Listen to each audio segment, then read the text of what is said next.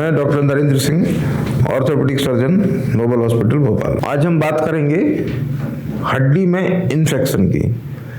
हड्डी में इन्फेक्शन जिसे मेडिकल की भाषा में ऑस्टियोमाइलाइटिस कहते हैं।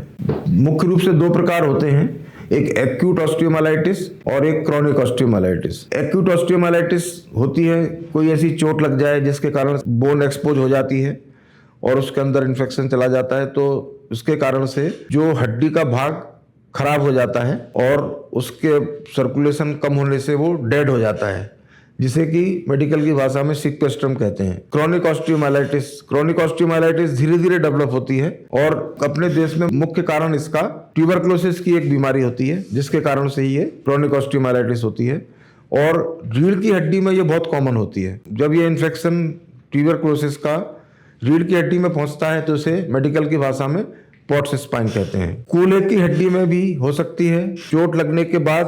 और ओपन फ्रैक्चर में इस बात का हमेशा ध्यान रखा जाता है कि हड्डी में इन्फेक्शन रोकने के जितने भी तरीके हो सकते हैं वो सब अपनाए जाएं, क्योंकि हड्डी में एक बार इन्फेक्शन हो जाता है तो उसे ठीक कर पाना काफ़ी लंबी प्रोसेस और जटिल प्रक्रिया है। कई बार ऑपरेशन की भी आवश्यकता पड़ती है, जिसमें ऑपरेशन जो किया जाता है उसमें क्यूरेटाज बोलते हैं उसको, जिसमें गली हुई हड्डी को साफ कर देते हैं और उसको अच्छी तरह से सफाई होके उसमें एंटीबायोटिक पाउडर उसमें डालते हैं, जिससे वो बैक्टीरिया खत्म होकर वो जल्दी ठीक होता है। डायबिटीज जिन लोगों को है, डायबिटिक्स में जिस तरह से दूसरी जगह इन्फेक्शन के चांसेस ज़्यादा होते हैं, इसी तरह से हड्डी में अगर उनको कोई भी चोट लगती है, ऑपरेशन होता है या कोई अलग कारण से उनको हड्डी एक्सपोज होती है, तो उनमें इस बात की संभावना कि ऑस्टियोमाइलाइटिस हो सकती है बहुत ज़्यादा होती है।